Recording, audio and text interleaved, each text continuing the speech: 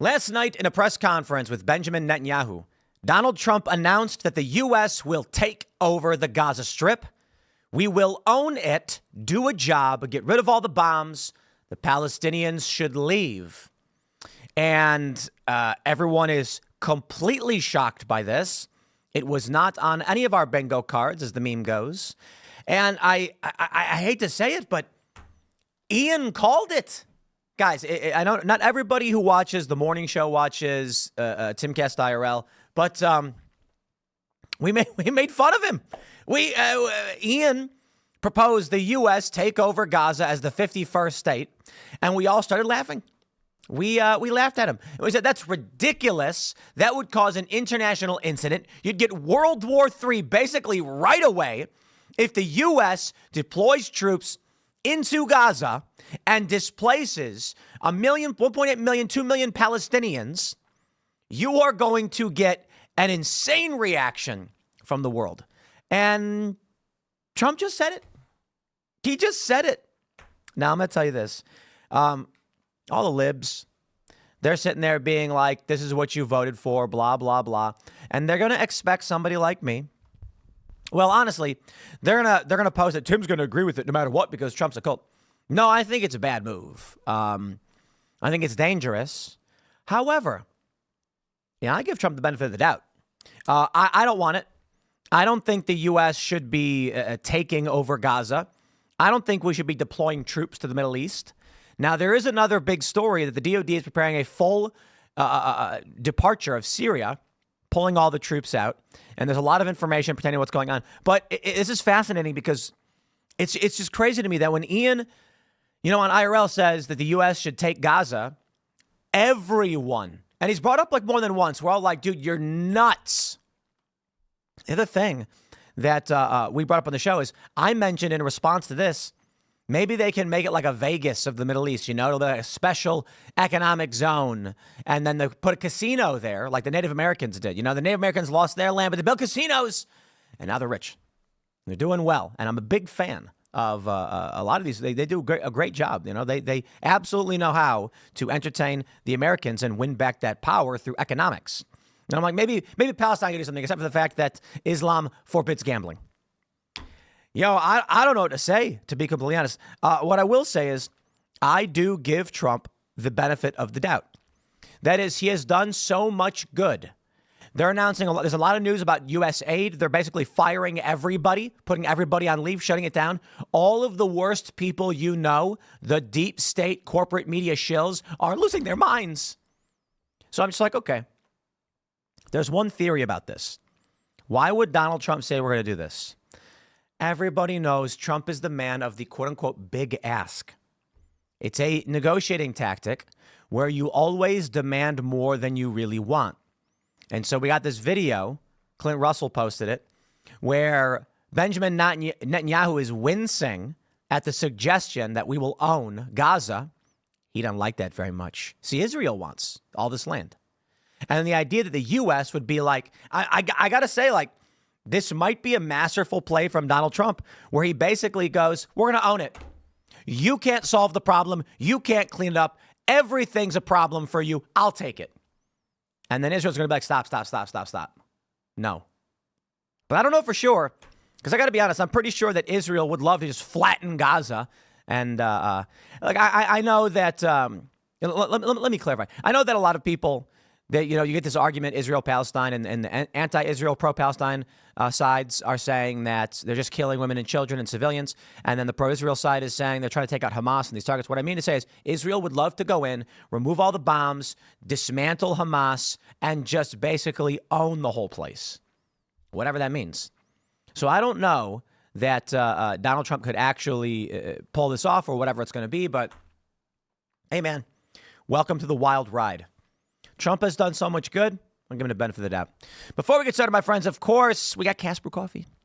Check out Cask Brew Coffee. You can pick up some delicious Appalachian Nights or Rise with Roberto Jr. at castbrew.com. Click the link in the description below.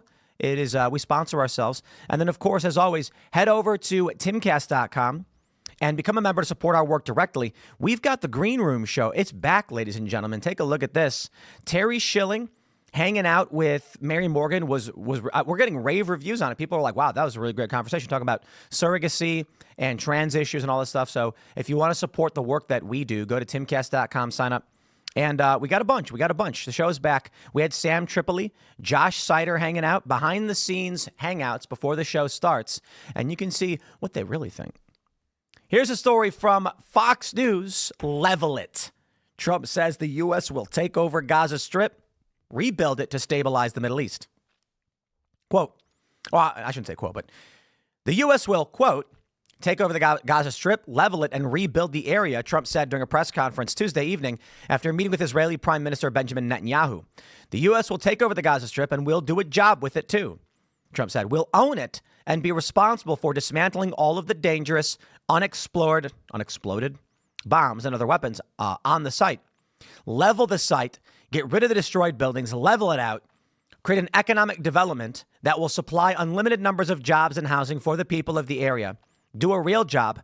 Do something different. Just can't go back. If you go back, it's going to end up the same way it has for 100 years. Excuse me.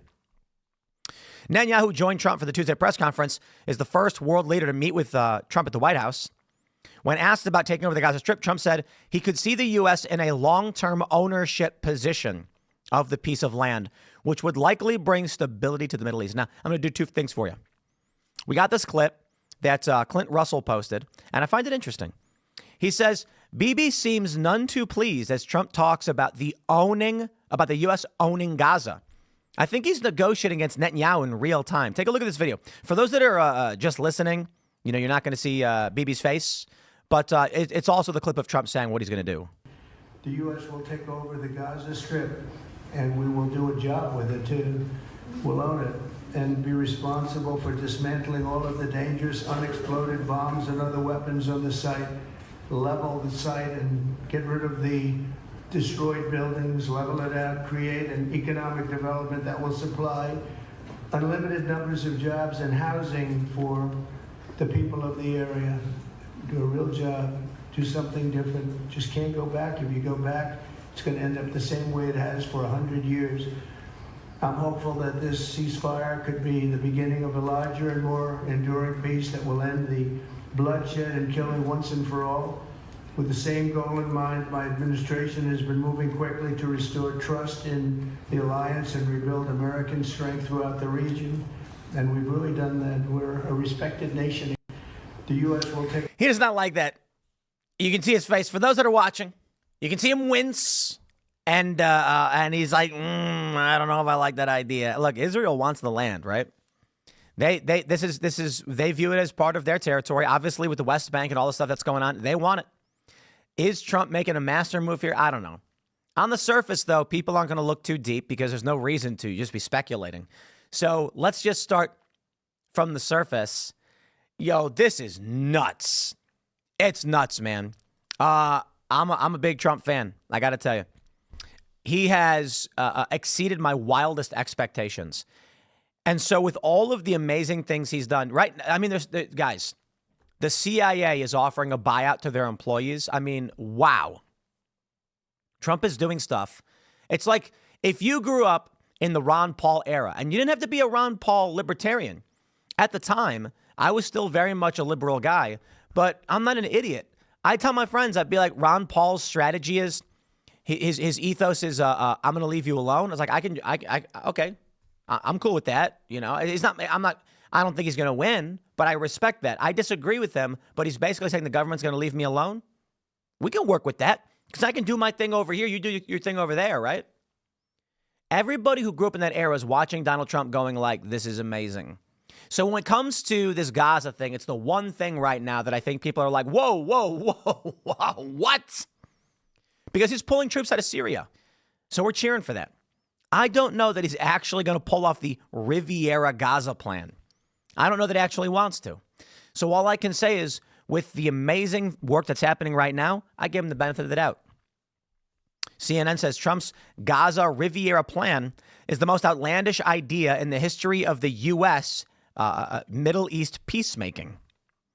Israeli Prime Minister Benjamin Netanyahu couldn't keep the smirk off his face, and no wonder.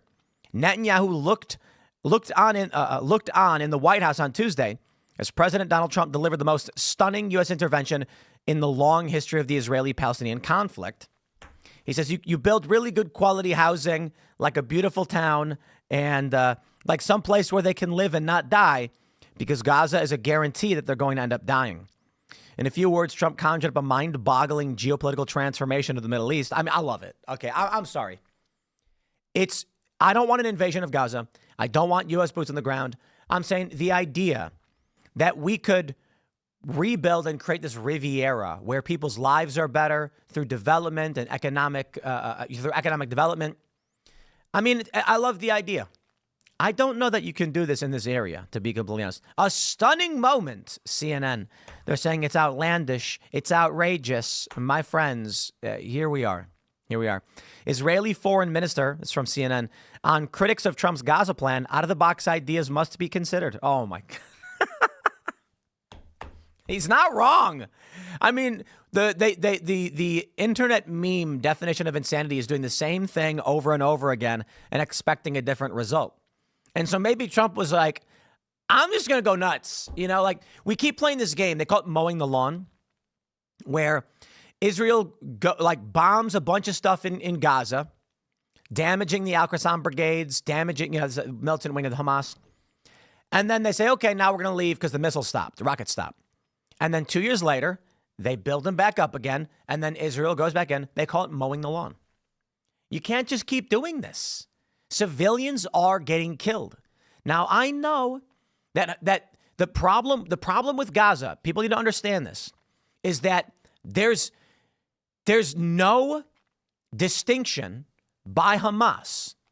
And I know people are going to, all the anti-Israel people are going to be like, of course there's a distinction. No, listen. It's a civilian area with a militant arm. That's it. You're not going to, the military base is going to be next to whatever else. Now, by all means, accuse Israel of literally everything. That's fine. My point is, on the surface, fact, Gaza is a civilian area with civilian residences and neighborhoods and some farm area, and Hamas operates in this strip, which is several cities. It's deeply urban. That means any military operation is going to be in a civilian population. So you can't keep doing this. And the very anti-Israel people, the people very critical of Israel, I don't disagree. The idea that you should go and bomb all these buildings is not going to solve the problem. It's actually going to make children in this area grow up resentful and angry, and it's going to help recruit for Hamas. Now, I know there's deeper conspiracy theories afoot. A lot of people think a lot of different crazy things. I ain't getting into all of that. I'm just going to talk about Trump, okay? And it's here we go. Full list of Republicans breaking with Trump over Gaza. All right. What's going on now? They got Lindsey Graham, who says that his proposal to take over Gaza is problematic, adding that he does not think his constituents would be excited about sending U.S. troops to the region. Yeah, I don't think anybody would be excited for that. I think that would be an interesting proposal. We'll see what our Arab friends say about that. I think most South Carolinians would probably not be excited about sending Americans to take over Gaza. It might be problematic. I don't even know how Lindsey Graham keeps getting elected, to be completely honest. He had Gaza would be a tough place to be stationed as an American. Well, Biden already tried putting up a beachhead, and that pier failed. Tom Tillis said that there were a few kinks in that slinky. Obviously, it's not going to happen. I don't know under what circumstance it would even make sense, even for Israel. Now, if Israel is asking for the United States to come in and provide some assistance to ensure that Hamas can never do what they did, I'm in. But us taking over seems like a bit of a stretch. Indeed. As he was leading the Capitol Tuesday, Josh Hawley said that he does not think it's the best use of the U.S. resources to spend a bunch of money in Gaza, but prefer that it be spent in the U.S. first. I agree, but let's see what happens. Right, because I think Donald Trump is pulling off a big ask. They say John Thune told Politico he hadn't seen the statement, but that, quote, I think we're obviously all interested in facilitating a solution to the Middle East, particularly with the whole situation in Gaza. How we best achieve that, I think, is a subject of conversation. Sounds like he's got an idea on that. Yeah, guys, honestly, Trump's pulling off a big ask. He's shocking the system with this insane offer. When everyone gets freaked out about it, he's going to pull it back and say, okay, well, maybe we'll do something a little bit less than, okay, you guys win. You guys win. We won't invade. We'll just provide some weapons or who knows what. Although, to be completely honest, I'll tell you, what I find strange is this massive support for Donald Trump that comes from people who despise Israel. And, with that being said, I look at stuff like this and I'm like, that's interesting. There's this very prominent anti-Israel base there, and many of them are anti-Jewish. They hate Jews. They really do. And they support Trump. But Trump is probably one of the most pro-Israel presidents we've ever had. They're going to mention, there's a bunch of other Republicans. I don't know.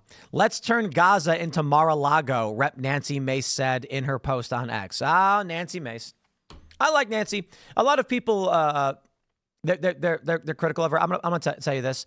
People have been pointing out that she was like pro-transgender stuff early on. She voted to, what did she vote to? Hold Bannon in contempt, I think it was. Yeah, but Nancy Mace is a fighter. And you can criticize her for all the bad things she's done or whatever she posts. That's fine.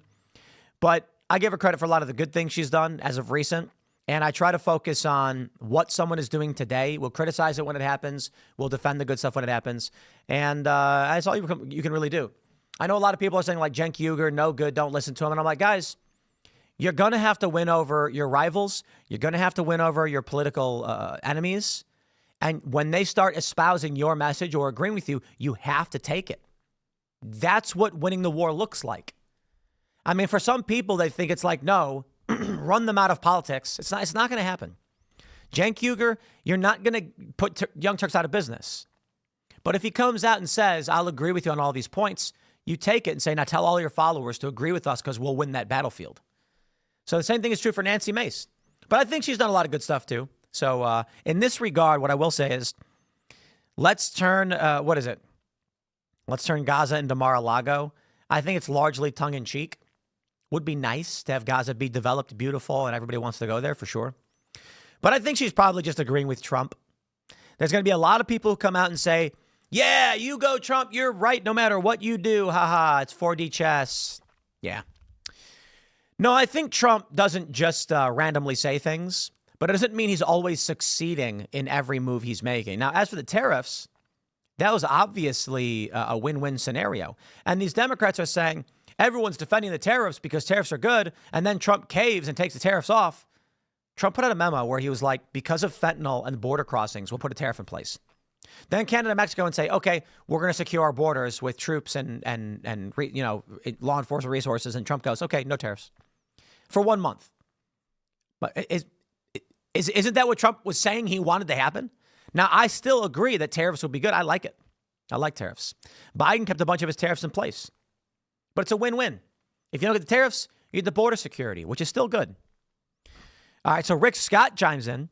Hamas terrorists murdered babies and burned people alive. They're evil monsters. Thank God we finally have a president who's committed to standing with Israel and working with Netanyahu on how to support their efforts. He's taking it over.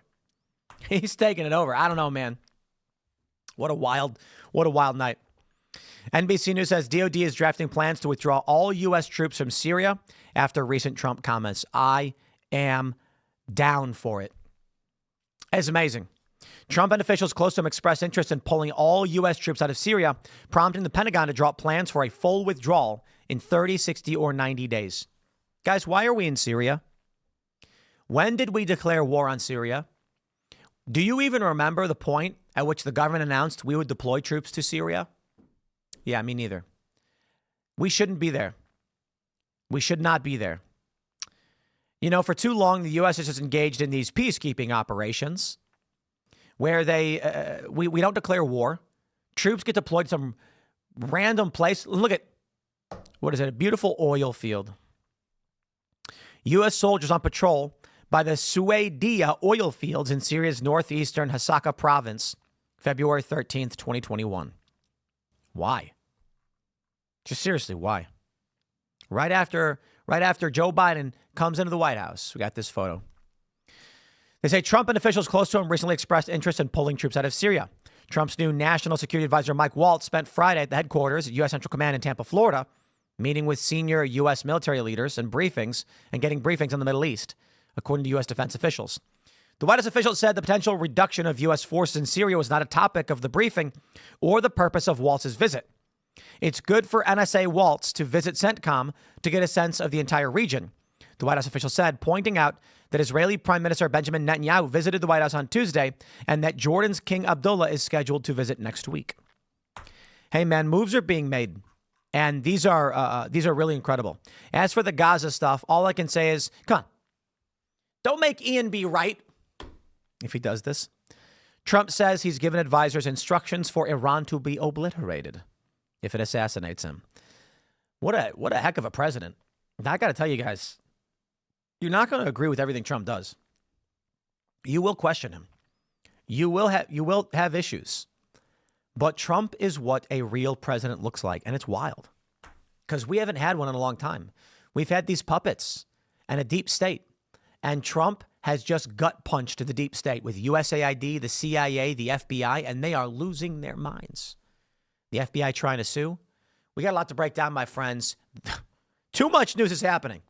I'm going to leave it there. Smash that like button. Share the show with everyone you know. Become a member over at timcast.com to support our work, and we will see you all in the next segment.